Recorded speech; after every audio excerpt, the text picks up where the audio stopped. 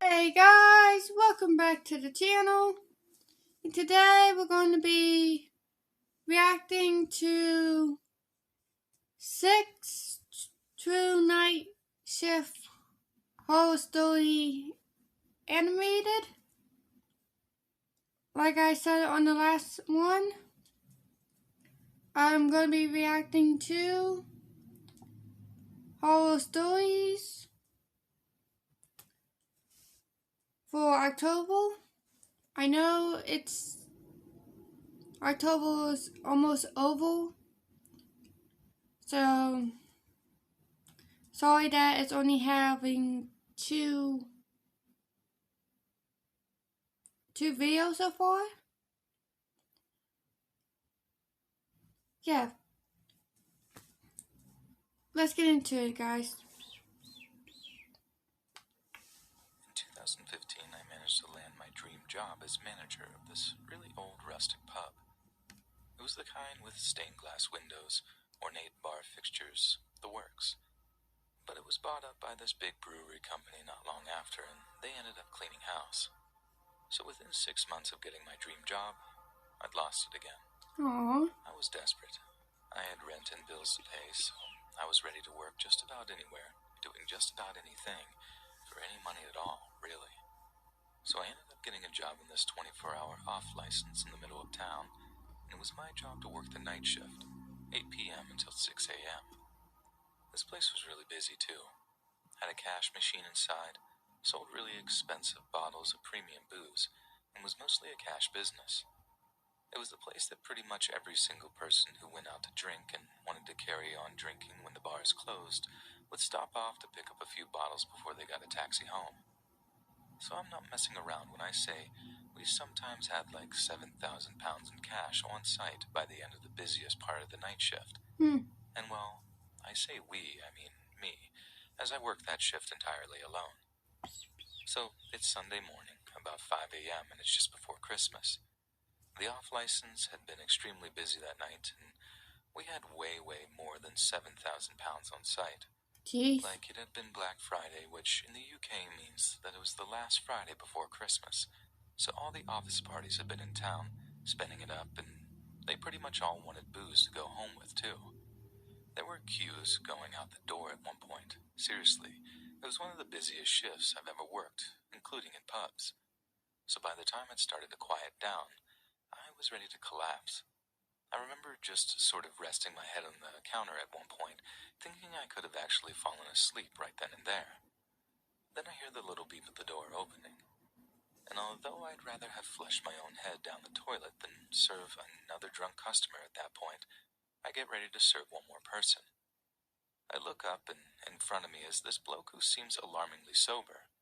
Like almost everyone who walked in during those Saturday night shifts were rotten drunk, eyes all glazed over and bloodshot, slurring their words, but this guy is shockingly lucid, which was dead weird. He also keeps his hands in his jacket pockets the whole time he's talking. But it gets even weirder when he greets me by name. I thought he might have known me, and I just didn't recognize him, so I remain polite and say like, "Yeah, that's me. How do you know that?" Then he once again refers to me by name and follows up by telling me where I live. Again, I'm like, Okay, that's creepy. Only this time I'm also thinking that this is a plainclothes policeman or something, and I've done something wrong, like accidentally sold a bottle of booze to someone under 18, maybe even failed one of those underage tests the police try on occasion to catch businesses. Then he starts asking after my mom, then refers to her by name, and asks about my sister, again knowing her name too. He asked me if they're still living at such and such address, and gives their exact street address. I then apologize and tell them that I just didn't recognize him, figuring that he was an old family friend or something that I'd forgotten all about. But something about him is creeping me out all the same. He didn't once take his hands out of his jacket pockets, like to the point it was getting sort of odd. People talk with their hands all the time, and this guy's hands were like wedged into those front pockets on his jacket. That's when these other guys walk in, who also seem weirdly sober. They were quiet, deliberate in their movements, just pacing towards the counter and flanking the guy who seemed to know a little too much about me. Then really politely, the guy who seemed to know all about where I lived and where my family live asked me if there's a toilet in the back of the shop. I told him there was, and he tells me to walk back into it, lock the door, and not come out for at least half an hour. And just to make it clear that he's not really asking me, he shows me that he's holding something inside his jacket, something heavy. Only then do I realize what's happening. They proceed to take all the CCTV USB sticks, wreck the monitors, break into the safe, rinse the tills, empty the shelves of all the premium spirits. I mean, they absolutely robbed the place blind. All the while, I was just sat in the toilet, wondering how that guy knew where I lived or where my family lived. As they were leaving, I heard footsteps walking up to the toilet door, and I started shaking hard. Then I hear this voice telling me that I did the right thing, for the sake of my family, that all the stuff that they'd taken was insured, that no one but the insurance companies would lose a penny, and it was them who were the real thieves anyway. I ended up telling the police that I didn't get a good look at the guy's face, and that I wanted to help them, but that I just couldn't. I told them that it all happened really fast and that they must have been professionals because I didn't even get a chance to hit the alarm behind the counter. They must have gotten away with like 10 grand all in all, and they didn't even take half an hour to do it, more like 15 or 20 minutes to be honest. And they managed to make sure that the one person capable of identifying them wouldn't say a thing to anyone about it. Like I can't even tell you how frightening it was that they managed to work out where my mom and sister lived. People who put that kind of work into criminality, they really are not to be messed with. Yep. And besides, it's just stuff. Just material stuff. It's not worth losing your life over, and it's certainly not worth risking your family's safety over. No amount of money compares to your own mom's safety. True that. Okay.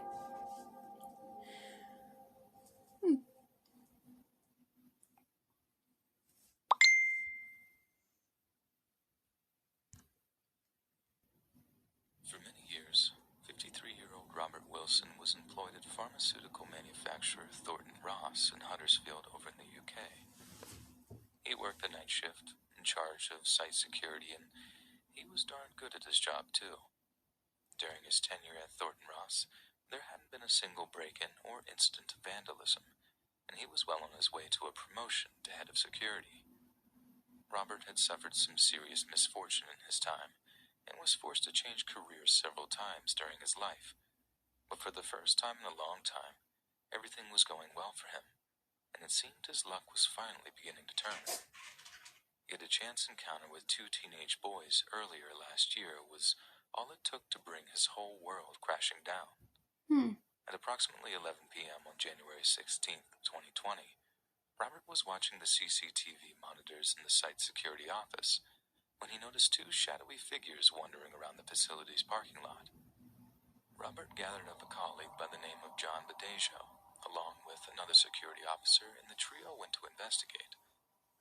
There they found that the 2 shadowy figures were nothing more than young boys, in the form of 16-year-old Luke Gawkroger and 19-year-old Kieran Earnshaw, and that the 2 boys seemed to be very drunk. When confronted as to why they were roaming around the parking lot so late at night, the boys appeared apologetic at first, explaining that they had merely attempted to navigate a shortcut through the facility, but that one of them had managed to drop their phone in the process. Being the compassionate soul that he was, Robert agreed to help the boys find the missing cell phone. He also knew that the quicker he could help them find the phone, the quicker they would be out of his hair. Yep. Robert took his own phone, turning on the flashlight to help illuminate the dark parking lot so the group would be able to find the missing phone.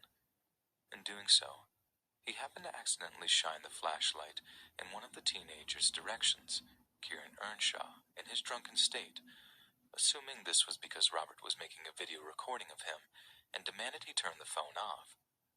Confused, Robert assured Kieran that he was simply using the flashlight feature, but Kieran didn't believe him, and angrily demanded him to stop. At this point, harsh words were exchanged between the 2 and a confrontation arose. but Robert could never expected what would follow. Kieran reached into his tracksuit pants and produced an actual sword from them.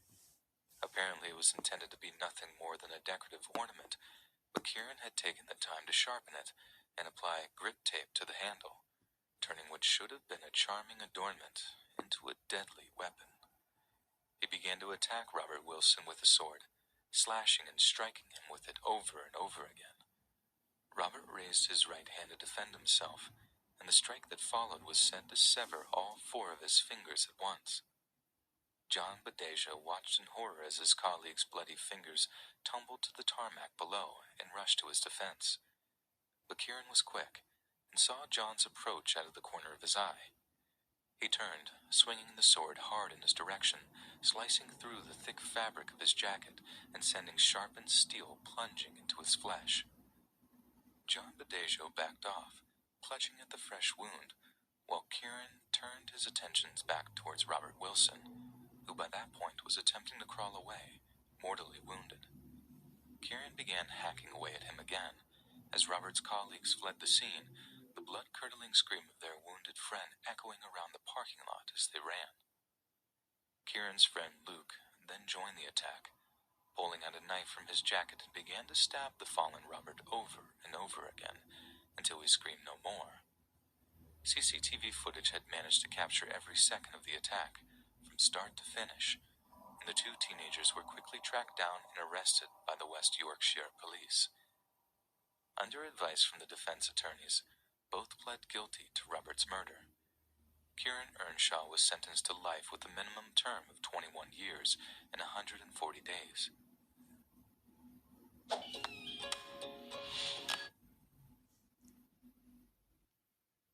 Kroger was sentenced to a minimum term of 16 years and 17 days. Kieran also pled guilty to inflicting serious bodily harm on the second victim, John Badejo, and Luke pled guilty to the possession of an offensive weapon. James Goddard of Britain's Crown Prosecution Service said that this was a ferocious and frenzied attack on an innocent man who was simply carrying out his duties. The 2 teenagers inflicted a horrific level of violence on Mr. Wilson, as well as seriously injuring Mr. Badejo. The 2 defendants are now facing significant jail sentences. Our thoughts remain with Mr. Wilson's family and friends, as they have been throughout. When questioned by investigating police, Kieran Earnshaw was apparently unable to provide any legitimate reason as to why he was carrying a sword. He claimed it was for self-defense, but when pressed on who he was seeking to defend himself from, he had no response except a shrug. The only conclusion we can draw is that Kieran was carrying that sword because he wished to use it on another human being, and he was not particularly fussy on who that might be.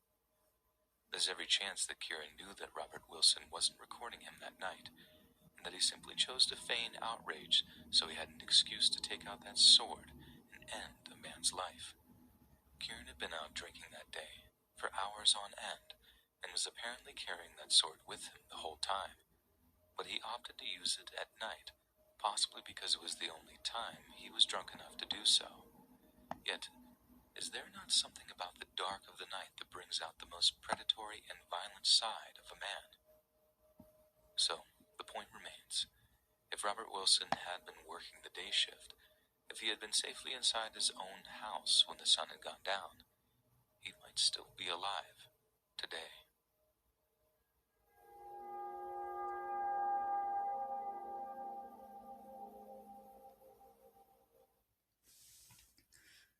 Holy shoot. And the thing is, that actually can happen during a night shift too. And you never know what people might have on them. Jeez. Okay, let's continue. 20-year-old Kelly Bergdove lived with her 4-year-old daughter in Bridgewater, Virginia.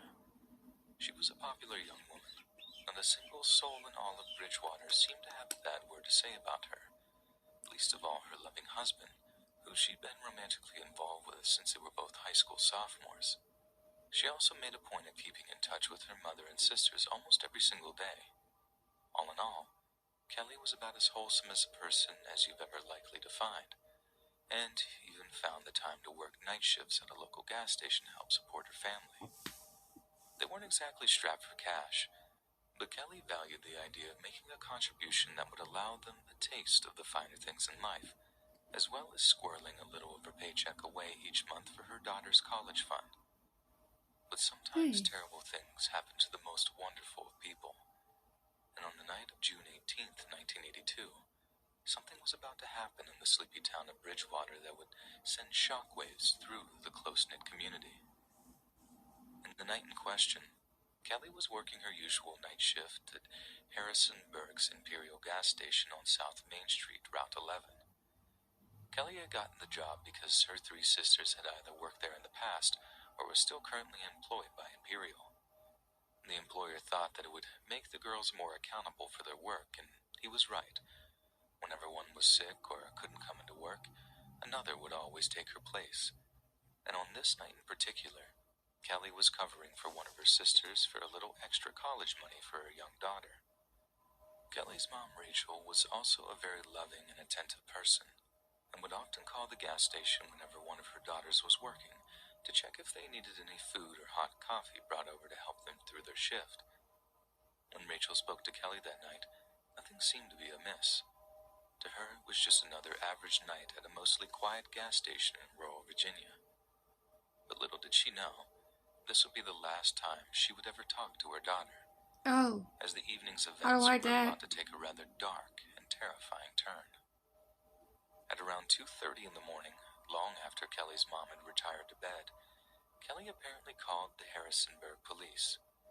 The call was to inform them that she had been aggressively harassed by a guy that she described as improperly dressed.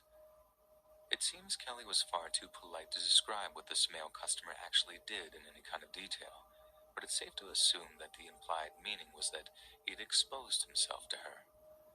Just a few minutes after this first call, Kelly called again, this time pleading with the dispatcher for a patrol unit to be sent to the gas station. The same man that apparently exposed himself was calling the station to make obscene threats, and it seems that Kelly was growing anxious as she believed he was willing to follow through with them.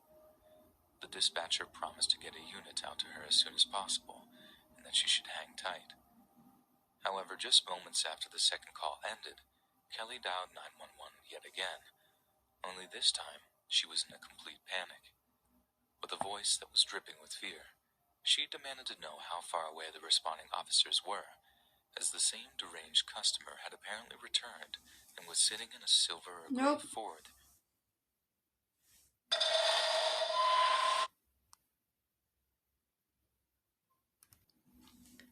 I'm going to apologize about all these ads, guys. I was expecting them to pop up this much. Let's continue. In the gas station's parking lot. The last thing the 911 dispatcher heard was Kelly screaming that the man had just gotten out of the vehicle and was heading towards the gas station's main building. She then slammed the phone down, apparently preparing to defend herself. The cops rushed over to the Imperial gas station, expecting to arrive to a violent assault in progress. But to their bemusement, when they arrived at the gas station, the place was as quiet as the grave. They searched the entire site, but Kelly was nowhere to be found. Oh no. All that remained was her purse. There were no signs of any kind of violent struggle, no indications that the store had been robbed. But there were also no clues as to where Kelly was. It was as if she had simply vanished into thin air. What's clear is that if the suspect was armed, he could have forced Kelly into his vehicle in just a matter of seconds. Kelly's family believed this to be the case, as they insisted that any attempt by an unarmed man to grab her and shove her into their vehicle would have resulted in Kelly fighting back vigorously. The police investigation that followed led officers to a nearby convenience store, where a clerk informed them that he had been visited by a man driving a gray vehicle about a half hour before Kelly's disappearance. The clerk told him that the man was aged between 20 to 25 years old and had blonde, shoulder-length hair.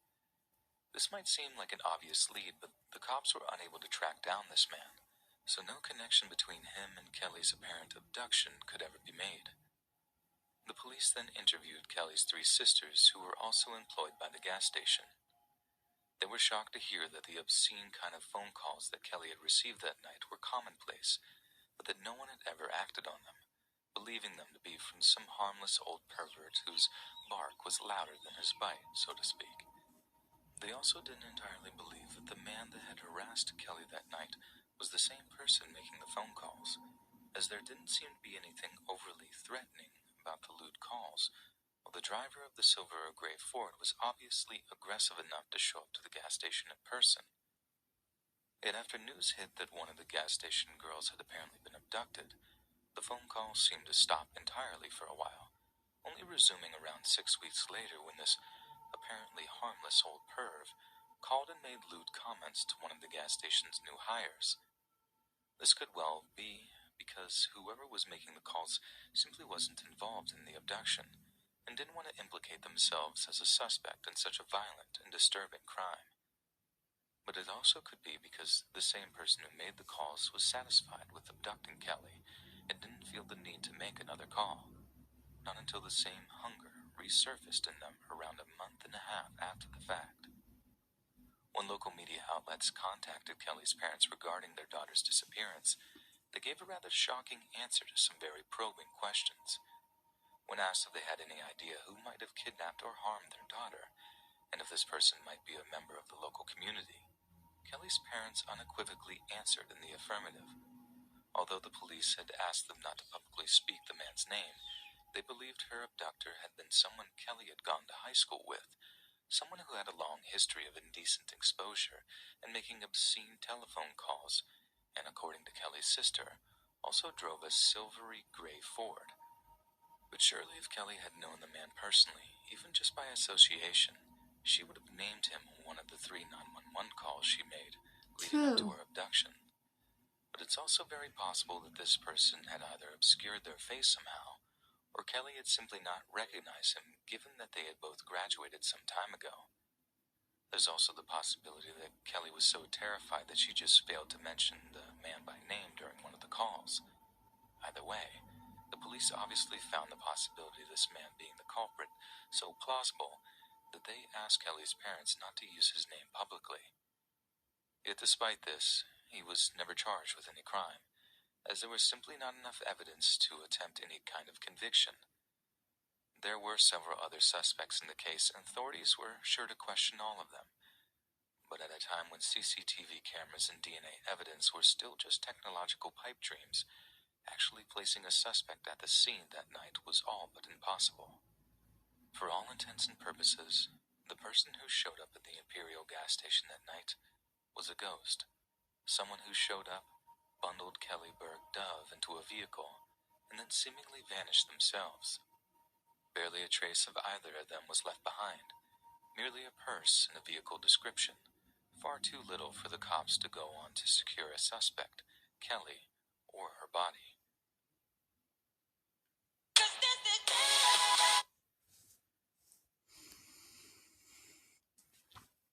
Later, what happened that night remains almost a total mystery, with Kelly being declared legally deceased by local authorities. Despite her family pouring money into private investigators to try to find out exactly what happened, they're no closer to getting any solid answers as they were almost 4 decades ago. The only truth we have of that night is the terrifying reality that Kelly went to work that night, not suspecting a thing, and ended up encountering someone that caused her to vanish from the face of the earth. And that, horrifyingly enough, is something that could happen to each and every one of us. Yep. This was a really weird but scary experience for me. I worked at a morgue a few years back. I'd also like to mention that this was the last time I smoked weed. Just throwing that in there. Anyway, on my way to work, one day I smoked a blunt. I bought the weed from some random guy, not my usual person. Anyways, this was actually my first day out of training. and they trusted me to be by myself. It was around 2 p.m. when I got to work, and everything started off normal. I hated the smell of that place, though. We had a good amount of bodies stacked up there, and I was working on one. I turned around for a few seconds while looking for a tool, and I heard a moan from behind me. I paused for a second and remembered that some bodies still have air in them, and the air continues to come out, and the bodies will still make noises and sometimes move.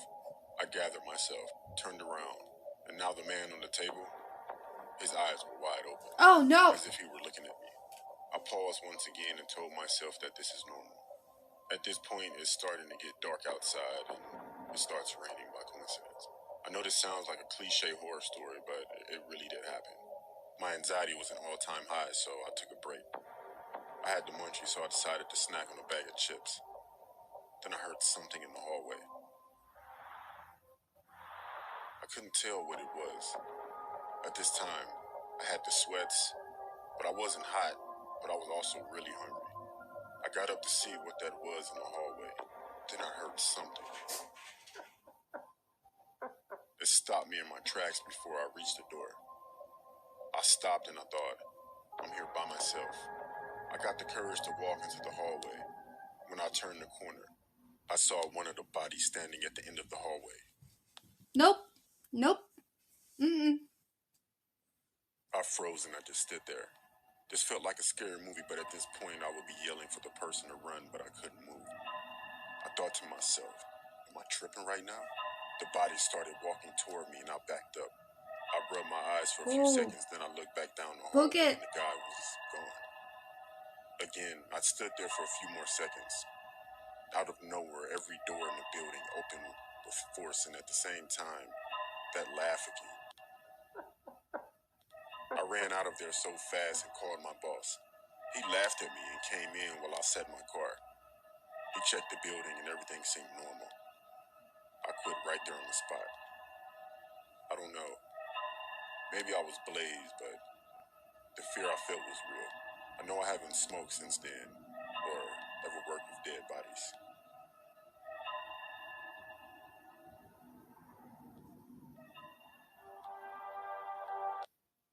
I got this great job working at a hospital. I really got to do something that I enjoy. Taking care of others has always been a passion of mine, but I work on one of the hardest floors, the cancer floor. We always have the same patients, and not a whole lot of them make it. This makes my job hard in a lot of ways. You could probably guess that I've seen my fair share of death since I started here. Anyway, I work the night shift, and at night it can be a little creepy when you have to go to the morgue. One night, me and a coworker were taking someone down to the morgue. Now, let me explain. Our morgue is a little freezer box that is in the basement, and it smells horrible. Plus, it has a ramp to get into it. So she and I wheel the body down there, and we push it up the ramp. And then we begin to argue over who is going to push the body inside. Of course, I lose, so I swing the freezer door open, and I push in the body. Then I slam the door shut. We start to fill out our paperwork when we both look up at each other. She says to me, "Did you hear that?" I said, "I think so." We both turn and look at the door.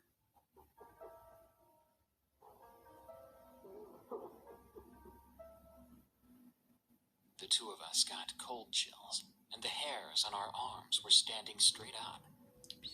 It sounded like someone was crying. We froze, turned, and looked at each other, then ran out. Yep. Halfway down the hall, she asked if I really heard what she did, and I told her yes. I really didn't know what to think, so I was telling one of my friends, who is a nurse on our floor, the story. She tells me that she has had similar things happen to her in the morgue. Oh. To this day, I will not go alone, and I always try to get out of going at all. We also have a tradition on our floor that when someone passes away, We open the window so the soul of that person is not trapped in the hospital to roam. Oh, that's nice. I'm not making this up. It truly happened. If you don't believe me, I don't care. I know, and so does everyone else who works there. This story took place about 3 years ago. I started my new job working at a morgue. That was about 3 miles into the countryside. For the first week, everything went fine. I got shown around the building, how everything works, and I understood my job. That was until I met the guy who used to deliver the bodies to the morgue. His name was Kenny. I first met him on the elevator. We shook hands and he made an inappropriate joke. He also stunk of smoke, had long greasy hair, bad yellow teeth, and a faded, poorly drawn tattoo of a snake on his forearm. My first thought that he was just weird. I figured I would only see him from time to time when he delivered the bodies. That wasn't the case, however, as he would come up into the building and talk to the staff. Apparently he had worked there for years and knew everybody. I asked a few staff members about him.